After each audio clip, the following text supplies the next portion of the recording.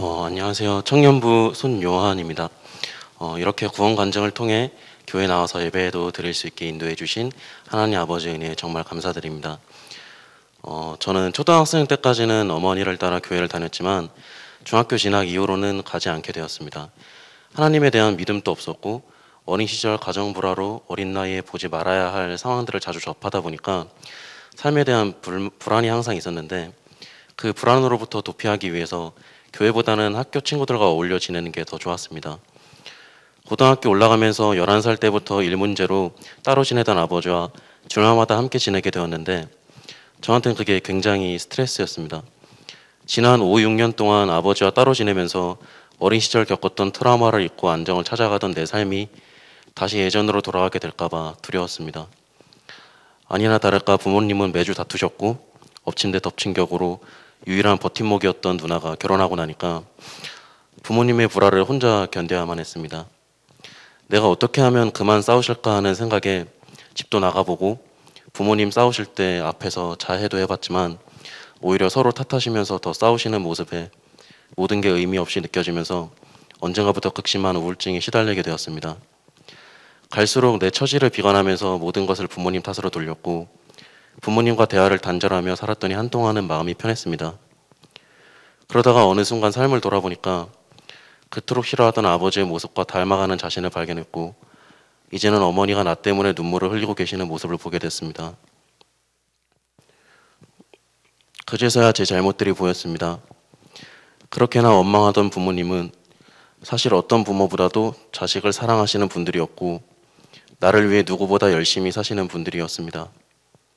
그런데 정작 나는 부모님이 주신 사람보다 단점만을 바라보며 아무 노력도 없이 부모님께 기대어 원망만 할 줄 아는 한심한 인간이었습니다.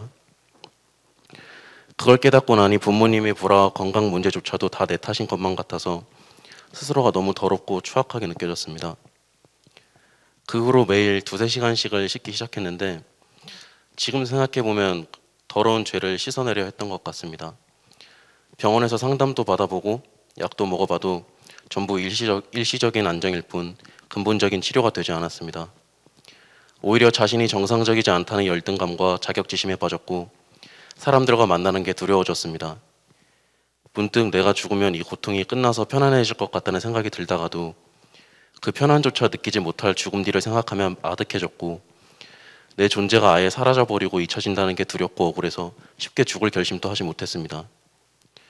사실은 누구보다 살고 싶어서 누군가가 날 도와주길 바랬지만 부모님이나 의사조차도 날 완전히 이해해 줄 수 없다는 그 현실이 저를 더 고통스럽게 만들었습니다.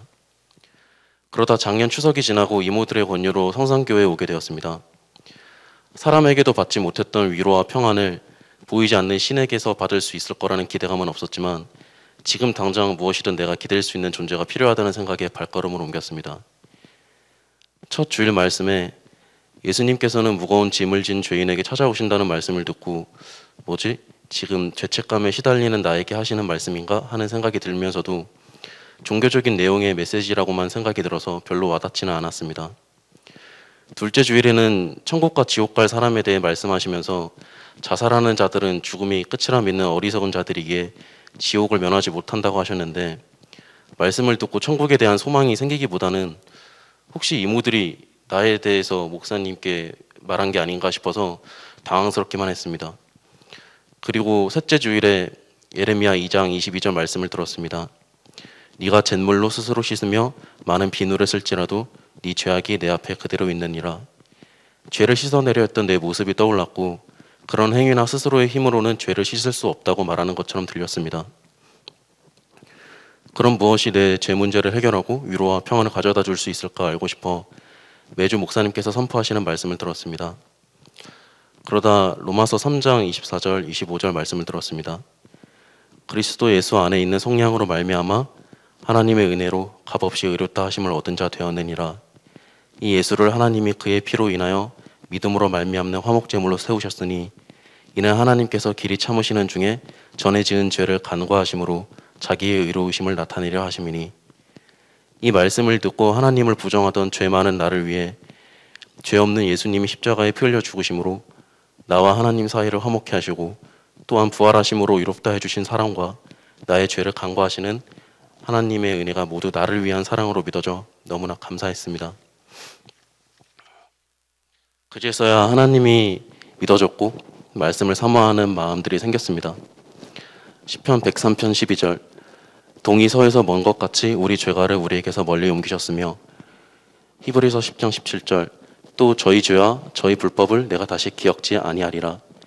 이사야 44장 22절 내가 네 허물을 빽빽한 구름에 사라짐같이 네 죄를 안개에 사라짐같이 모두 도말하였으니 너는 내게로 돌아오라. 내가 너를 구속하였음이니라. 아멘. 예배와 구원 상담을 통해 들었던 이 말씀들로 죄에 허덕이던 내가 더 이상 죄인이 아닌 의인임을 알게 되었습니다. 그동안 아무도 날 이해하지 못한다고 생각하면서도 누군가 나에게 네 잘못 아니야, 넌 잘못 없어, 넌 좋은 사람이야 하고 따뜻한 말 한마디 건네주길 바랬는데 인격적으로 다가와 네 죄를 기억지 않겠다, 너는 의인이다 말씀하시며 위로해 주시는 하나님의 구속의 은혜가 믿어져서 너무나 기쁘고 감사했습니다. 또한 누가복음 23장 34절 말씀 아버지 저들을 사하여 주옵소서 자기들이 하는 것을 알지 못함이니이다. 이 십자가 위에 예수님의 선언이 바로 죄인인 나를 위한 중보하심의 기도라 믿어졌고 부모님 또한 원망할 대상이 아닌 모르고 잘못을 행할 뿐인 용서와 기도의 대상임을 알게 하셨습니다. 교회를 다니면서도 한동안은 내가 필요해서 내 발로 하나님을 찾아냈다고 생각했지만 결코 아니었습니다. 주님께서 나 같은 죄인을 살리시기 위해 말씀으로 찾아오신 것임을 나를 위한 구원과 영생의 계획이 창세전에 이미 준비되어 있었음을 알게 되었습니다. 그렇게 지난 삶의 고통까지도 그 경험을 통해 다른 사람을 위로하고 복음 전할 수 있는 자녀로 쓰시기 위한 섭리 가운데의 과정이었음을 알게 하셔서 고통이 아닌 감사의 시간으로 여길 수 있게 해주셨습니다. 앞으로 이 세상 살아갈 때에도 잠시 사는 이 땅이 아니라 영원한 천국을 바라보게 하시고 땅 위의 삶이 목표가 아닌 하늘의 상급을 위한 과정으로 알고 세상 정욕 앞에 쓰러지지 않는 복음 우선순위의 삶을 살도록 평안 가운데 인도하실 것을 믿음으로 감사드립니다. 저에게 지난 1년은 코로나로 인한 불행이 아닌 참된 평안과 행복을 누릴 수 있었던 시간이었습니다. 그것이 가능했던 것은 전적으로 하나님의 은혜 덕분이며 복음 전해주시는 고광조 목사님과 복음이 선포되는 이 예배를 드릴 수 있는 교회가 있었기에 가능했습니다. 감사드리며 간증 마치도록 하겠습니다.